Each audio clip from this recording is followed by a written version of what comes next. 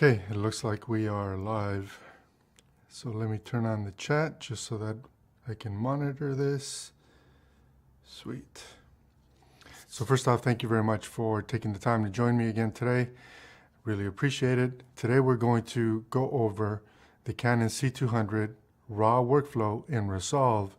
And what I'm actually going to do is I'm going to show you how you can essentially begin to do some of your edit, and if you decide, do your final color work, bring it into Premiere Pro and actually save yourself a whole bunch of time in the process. So thank you for joining me. Again, really appreciate it. If you haven't already subscribed to my channel, I'd like to invite you to subscribe. And if you're visiting my channel, thanks for stopping by. Again, really appreciate it. So with that, I think we should get started. I didn't send off any social media alerts letting people know, but I think if you guys are interested or people are interested, they'll find it. So the very first thing I'm going to do is I'm going to open up Resolve. And for some reason, when I'm doing live stream, it takes a little bit longer for Resolve to load on this computer. So I'm going to open up a new project. Most of you are probably already familiar with how this works. I'm going to go to my external drive to get some clips from the C200, some raw clips. And just for the sake of time, I'm going to go ahead and I'm going to import all of these.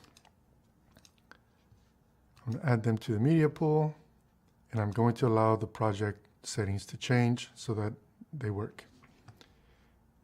I'm now going to go into the edit pool, and I'm going to bring all of these clips into a new timeline. And I'm going to call this YouTube demo. Okay, so now I have all the clips in my timeline, right?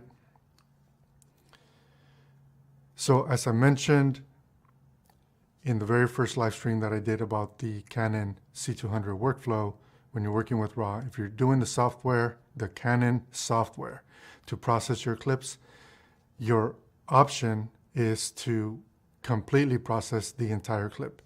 In yesterday's live stream, when I showed that you can process your RAW clips using DaVinci Resolve, I suggested that rather than processing the entire clip, you do a very rough cut and then you export it so that you could finish the edit in Premiere Pro or whatever your other editing software might be. So that's what I'm going to do. I'm going to, instead of processing every single one of these clips here in real time, I'm going to go ahead and I'm going to begin to make some editing decisions to make a raw cut of what it is that I believe my sequence should be. And then we're going to export it, and I'm going to show you guys how to sort of speed up that workflow and what it is that I believe is a better workflow. So here's my first clip. So in this first clip, you see I have all this extra handle, right? So bird doesn't show up until in this area. So let's say I just want her behind the tree. I can go ahead and trim this, edit, and where do I want this clip to end? I want the clip to end here.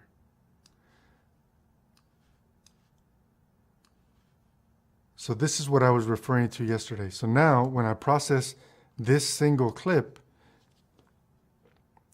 I'm sorry, you guys didn't even see that. Okay, let me back up and do that again. I had my switcher wrong. Okay, so this is what I was talking about. In this particular clip, I have some very long handles, right? Because this is a little bit of a waste of clip. So I'm just going to put her behind the tree so that she reveals herself in the tree or out of the tree. And now I've shortened that clip. And I'm going to then do the same thing for the exit. Like I don't need the sky because clearly I wasn't really shooting there. So I want the out of the clip to end here. So now I've shortened this clip. And this allows me now to only process these frames instead of that full entire clip. And that's going to save rendering time, as well as when we export, you guys will see, I'm going to export a sequence that is for Premiere Pro, and then I'll open it in Premiere Pro. Whatever editing decisions I've made here are going to carry over. So let's do that for another clip here. So there's Bert looking over, and yep, I know it's shaky because, like I said, I was shooting on a monopod. So let's say that I want the clip from here, and I want the out of this clip to be before she looks away. So I want that much. So look at how much I'm trimming off of this one single clip, and I'm saving myself processing. I'll do that for a couple more clips here. So this pan, I want the pan to end right here. Now obviously I'm not processing, or I'm not taking all of these clips, and I'm not making every single editing decision, right? All I'm doing is I'm shortening how much I'm going to actually process, how much of the raw clip I'm going to actually process, and deciding that I want this then exported later. So let's move on and do that for a couple more clips here.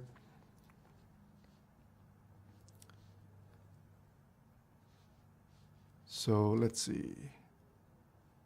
I don't want to see her getting up. I just want her like when she's about to do the push-up. And I'm going to take, I don't need that much. So let's say this is all I need.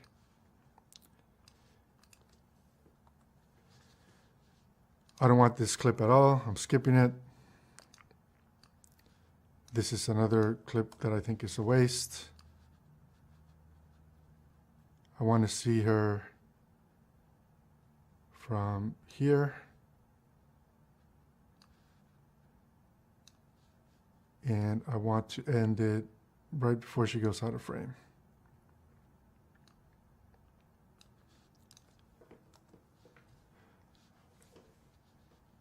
I'm going to delete these clips. I'm going to say I don't want them. Let me just zoom out so I can see the rest. Let's say I don't want this clip. I don't want these clips either. Just for the sake of time. I don't want to waste everybody's time here, because this is not even the bulk of what it is, the goodness behind what it is that I'm doing here. So let's say for this clip, I want from here,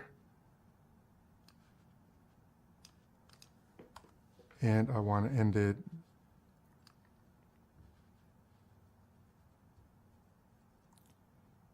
right as this lady leaves the frame. Okay. All right, so let's assume that this was my rough cut.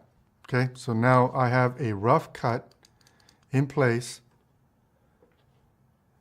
and I am going to do now the basic color processing in Resolve before I process the raw clips and export them for my final edit. So let me switch again. I'm going to go into my color tab, and now let's take a look at the clips. So here are our clips, right? I'm going to hide them just to make this a little bit bigger. So this is my first clip. Now, yesterday I talked about just stretching out the dynamic range using the scopes.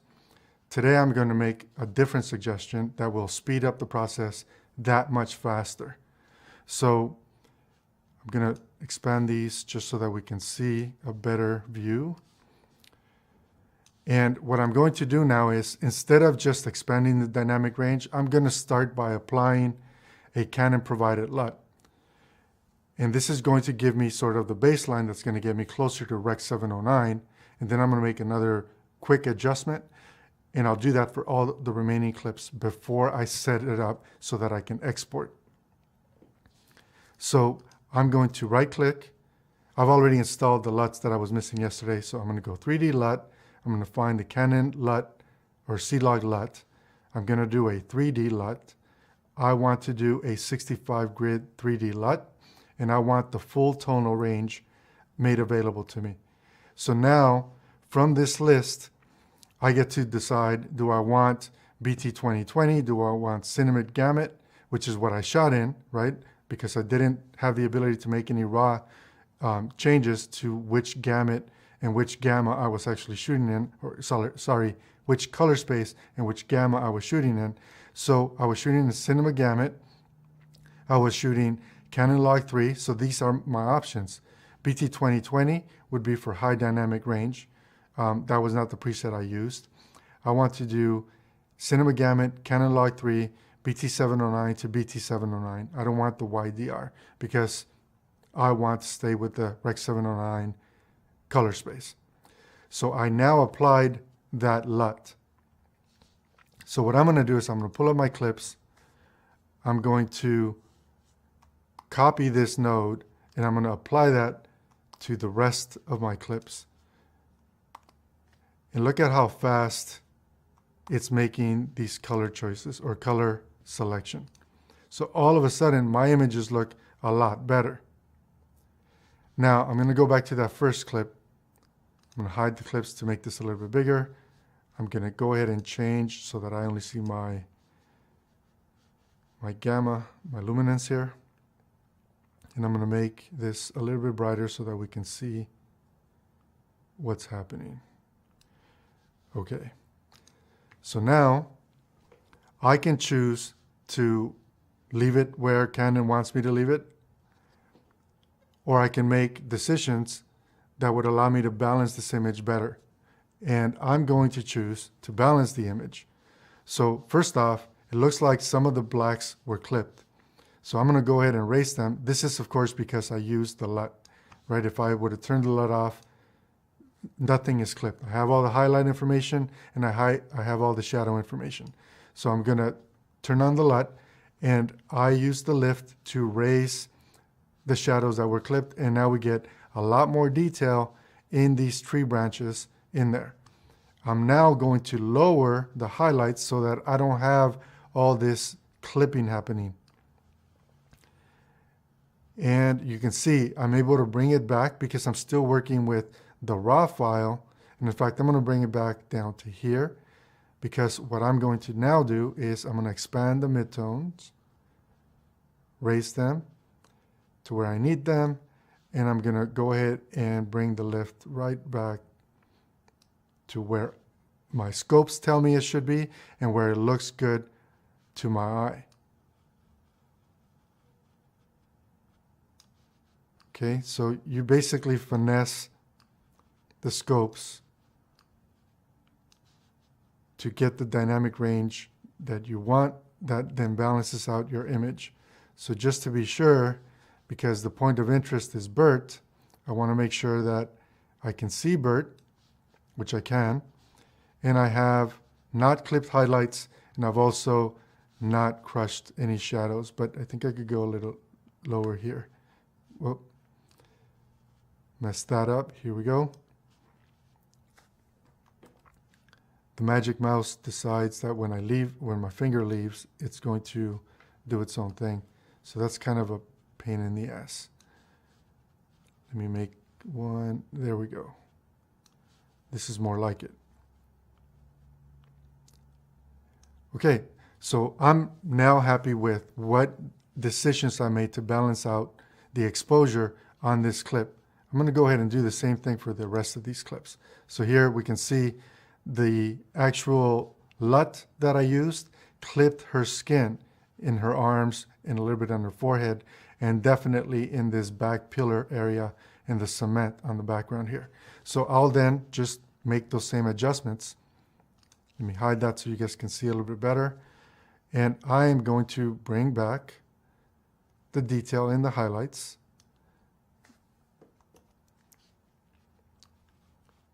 Let's see, to where I want them. And if you missed yesterday's episode, I basically said that I like the highlights to stay at about 896 because that allows me to stay within the legal limits of broadcast, which is Rec 709. And I can bring back as much detail as I want in the shadows, but I'm happy right here. So Now I'm legal and this looks a lot better and it's more balanced. So let's do that to the remaining clips here. So this one, actually, you're going to notice the shadows are completely blown out when I apply that LUT, right? But I'm going to bring back down that exposure to give me my shadow detail back. I'm sorry, my highlight detail back. What am I saying? And by the way, I can't monitor the comments when I'm doing this, so I apologize if you guys have something to say and I am ignoring it. I'm not doing it on purpose. I'm going to bring back my shadows. My exposure looks a lot better now. And there, this is where I want to be. Shadows are not crushed. Highlights are not blown out. Moving on to the next clip. I'm guessing at this point you guys are seeing sort of what the benefit is in sort of prepping a rough cut in Resolve as you're processing and working with the raw footage, right?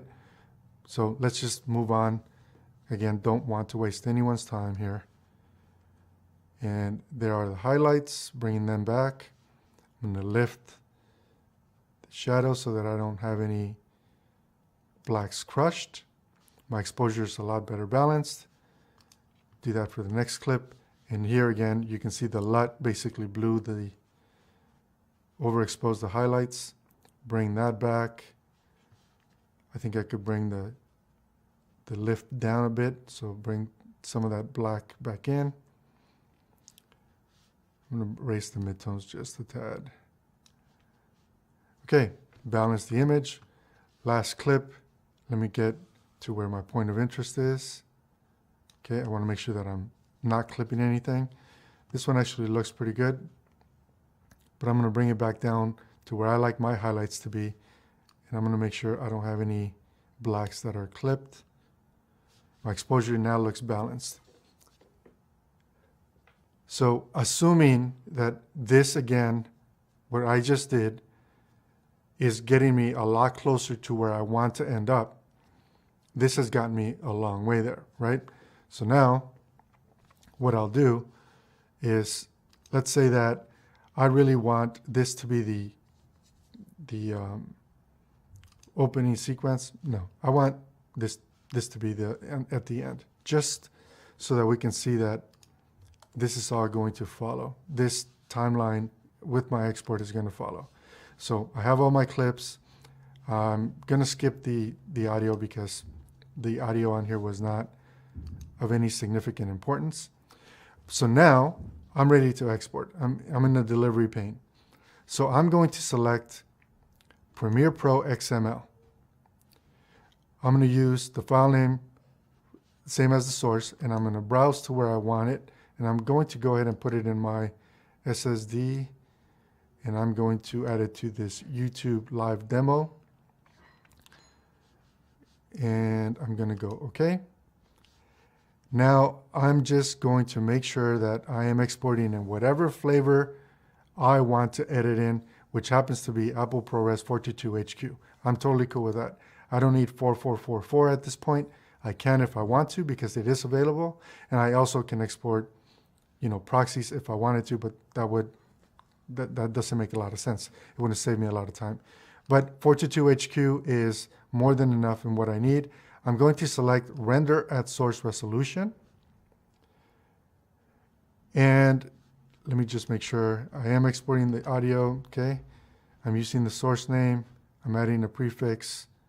This all looks good. So I am now ready to export. I'm going to add it to the render queue. Oh, it's asking me to select. That's interesting. Okay, so I said I wanted to export here. I'm going to go OK. So now it's in the render queue. So I have 6 clips. The total time on this timeline is 1 minute and let's say 27 seconds.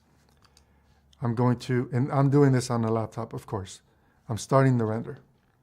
So while the render's talking, or while the render's happening, I'm just going to chat with you guys for a second.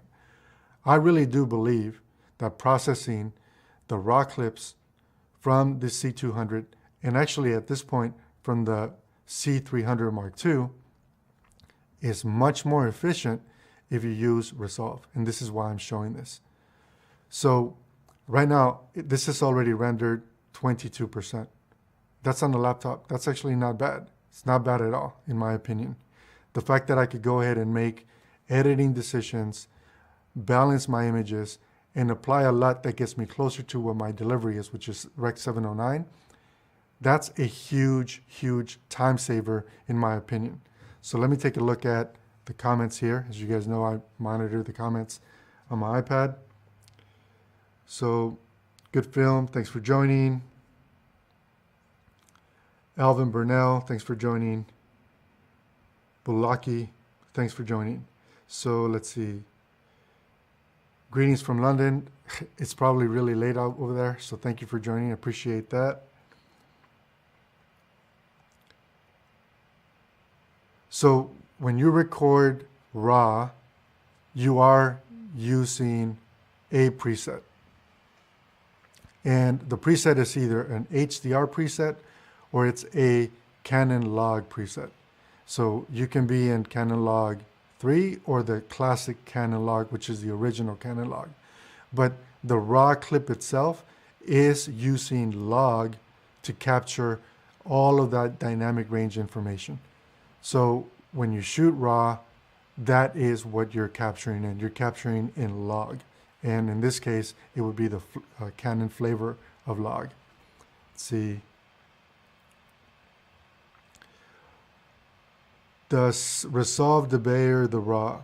The answer is yes, it does. Does debayering output a log profile? And the answer is, if you want to, you can simply debayer and leave it in the log color space, or you can debayer and then remap it to Rec 709, which is what I'm doing in this case, because I want to showcase how this speeds up the flow. So let me switch back, because this is almost done. So we're at 95%. Not completely horrible, but this is obviously already faster than what I was able to do using the Canon software. So now I'm done. I'm going to save the project. I should have saved the project earlier.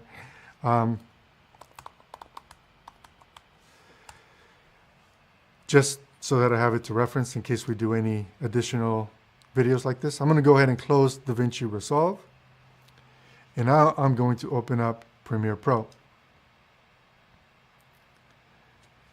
And this is what I meant in yesterday's video about the power behind taking this approach versus doing it with the Canon software. Because with the Canon software, I would have had to import everything and then start making decisions at that point. And I would not have been able to apply a LUT if I would have gone the Canon software route. So, okay, Resolve is ready. I'm going to open up a new project. I'm going to ask it to save onto the same SSD. And this, by the way, is not the way I normally work. If I'm working on a project, my source files are in a different drive than what my project files are, just so that everybody knows. And the reason for it is that if you divide and conquer that way, put different pieces of the workflow in a different drive, your computer works faster. Yes, that's fine. Device cannot be opened. Why not? No.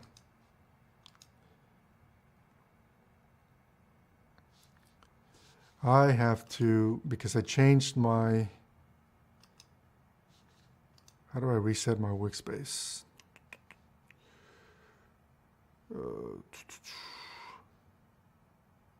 Reset save layout. Okay. So this is still pretending like I'm using, there we go. It's pretending like I was still on a 4K monitor, and I'm not, of course, because I am now. Sorry, should have checked this, guys, before. Do not mean to waste time doing this here. All right, here we go. All right, so the first thing, of course, I'm going to do is I'm going to go to my media browser. Let me just make it larger so we can see. I'm going to go to where I stored this, YouTube Live Demo. And here's my XML. So I'm going to import the XML document that was generated by Resolve.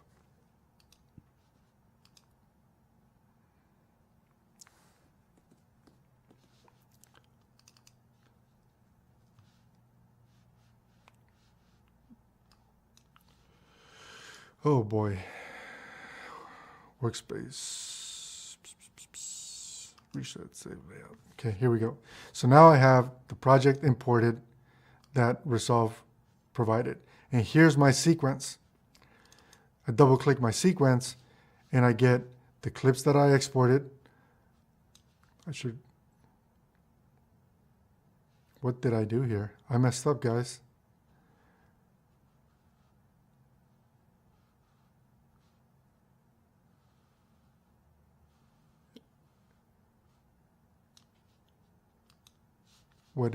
One second, I gotta check this. So I exported the clips and I must have done something different. Nope, 4096 by 2160. Why does this clip look like it's zoomed in?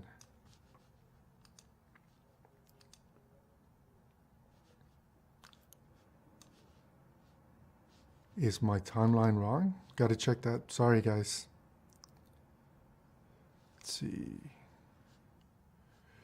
Sequence settings.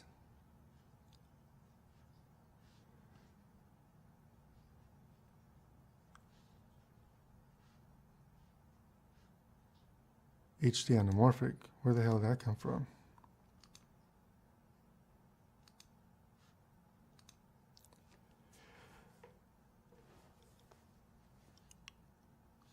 Well, what I need to do, of course, is I need to make this timeline a correct timeline. So one second. Let's see. New sequence from clip.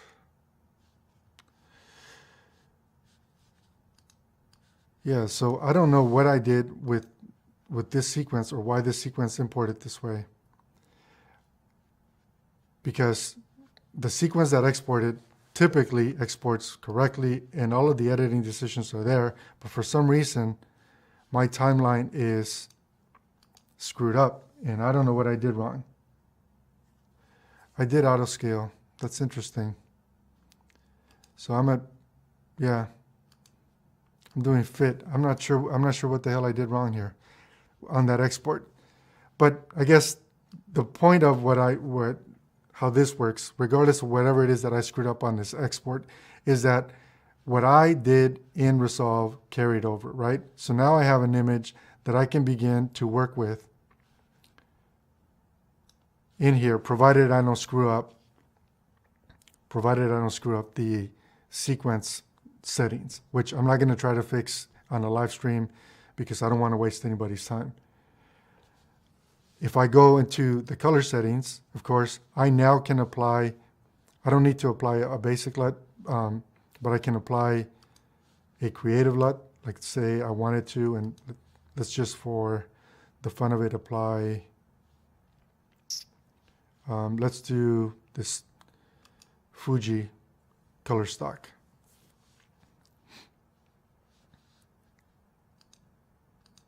Well, that didn't make, I want to do something that's going to make it super obvious that I did something. Okay, so there, I applied it.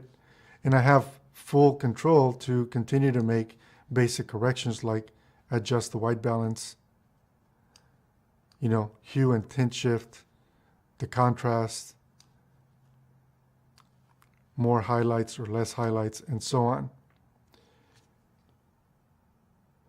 If I hadn't messed up the export settings in Resolve, and this would have been showing me the full clip, this just saved me some time because I did a rough assemble as well as balanced my images using the full quality raw files that I got from the camera and then exported them onto a timeline where I'm more comfortable.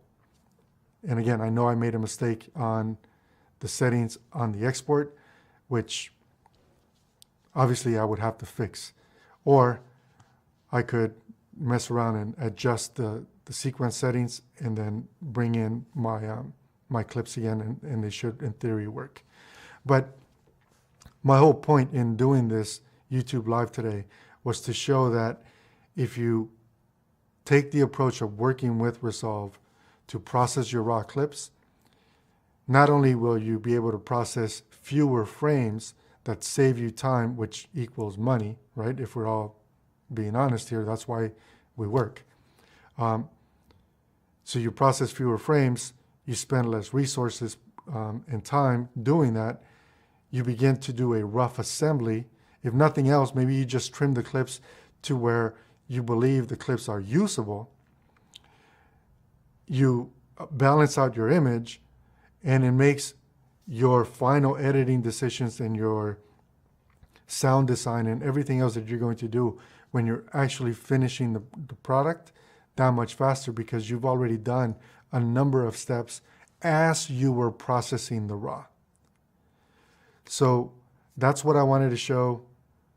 Hopefully, minus my mistake on the sequence export settings, you guys got the gist of what it is that I was trying to accomplish, and hopefully it makes sense. So let me take a quick look at the comments here. So cool, thanks for the comment, Balaki, really appreciate it.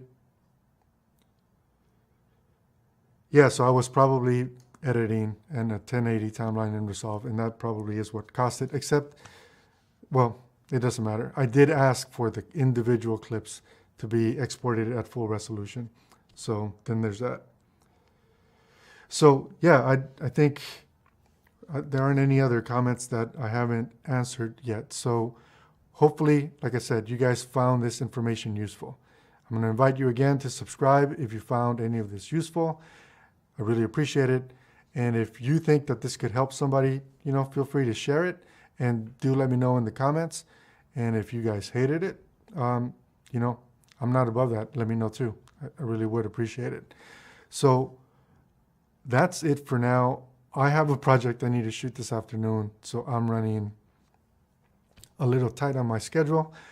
But I appreciate everybody taking the time to come out and meet me. So hopefully this helps. If there are any questions that come up in the comments later, I might do another YouTube live session, and I'll be sure to post it and let YouTube try to promote it 24 hours in advance, in case anybody wants to join in. But again, thank you for taking the time. I really appreciate it. And until next time, I'm Carlos Quintero from mediaonq, helping you guys compete in today's web economy. You guys rock. Thanks again. Catch you soon. As soon as, this is the tricky part, when you're ending a YouTube live, like I have to go back to the YouTube live page and then click End YouTube Live. And that's always a little awkward, but thanks for hanging in there. Appreciate it.